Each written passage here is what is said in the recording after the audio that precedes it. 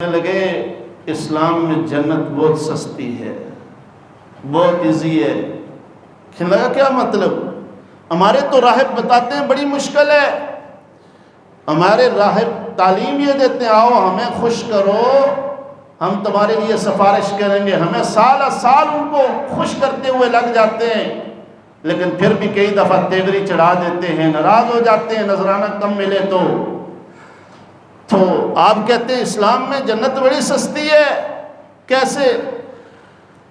استاد جی فرمانے لگے بیٹا سستی تھی تو نہیں، لیکن ایک ہستی کے آنسو نے اسے سستا بنا دیا ہے۔ سستی تھی تو نہیں، پہلے جس طرح تم کہتے ہو تھی بڑی مہنگی، لیکن ایک ہستی نے رب کو رو رو کے اتنا منایا ہے کہ اس ہستی کو پھر رب نے یہ بشارت دی ہے، اے میرے محبوب صلی اللہ علیہ وسلم قیامت تک تیرا امتی آنے والا ایک مرتبہ بھی اگر صدق کے دل سے میرے ساتھ آ کے بیٹھ کے معافی مانگے گا، میرے سامنے آ کے آوازاری کرے گا، میرے دربار میں آ جائے گا، معافی مانگے گا تو میں اللہ اسے معاف کر دوں گا۔ آئیے میرے بھائیوں اور دوستو، بڑا ہو گیا، بڑی زندگی ہم نے گزار لی ہے گناہوں میں، آئیے اسلام کی طرف پلٹ آئیے، قرآن کی طرف پلٹ آئیے، نبی پاک صلی اللہ علیہ وسلم کی تعلیمات کی طرف پلٹ آئیے، اور کس رب کی طرف کہ ماں باپ بھی اتنے جلدی بندے سے خوش نہیں ہوتے، رب جتنا جلدی خوش ہوتا ہے۔ اور حضور صلی اللہ علیہ وسلم کی دعاؤں کی برکت سے اللہ رب العزت نے اس امت کے لیے یہ انعام رکھا ہے کہ یہ امت ایک دفعہ صدق کے دل سے رب کے سامنے آتی ہے، آ کے آنسو بہاتی ہے، نبی پاک صلی اللہ علیہ وسلم کے آنسو کی برکت سے اللہ اس کے ایک آنسو کو قبول کر کے سارے گناہوں کو معاف کر دیتا ہے۔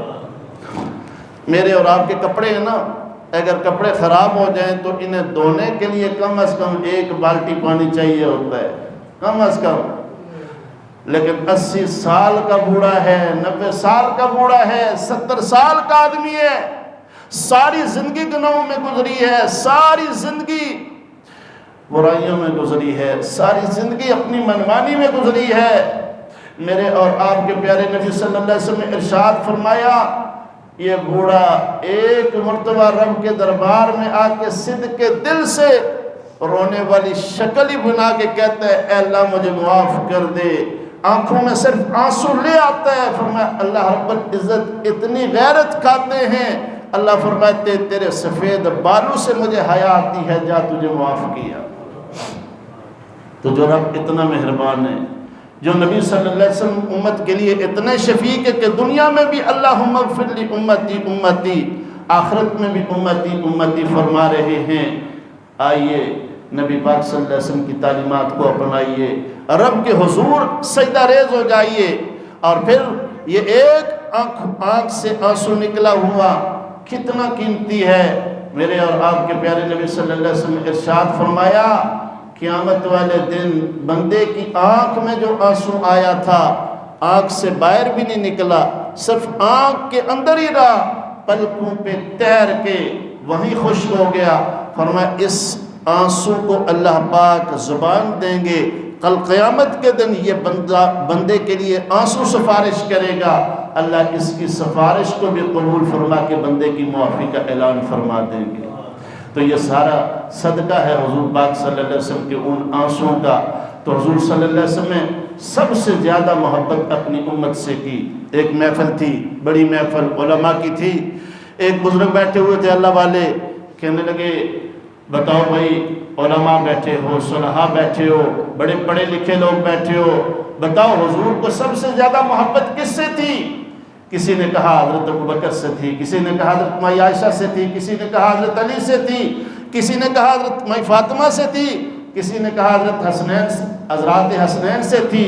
فرمایا یہ ساری احادیث آتی ہیں، لیکن حضور پاک صلی اللہ علیہ وسلم کسی اور کے لیے اتنا نہیں روئے جتنا امت کے لیے روئے ہیں۔ لگتا یہ ہے کہ حضور پاک کو امت سے بڑی محبت تھی، اور جو بھی حضور کی امت کے لیے فکر کرے گا اس امت کو گمراہی سے نکال کے ہدایت کی طرف بلائے گا، فرمایا اللہ اس سے بھی محبت کریں گے۔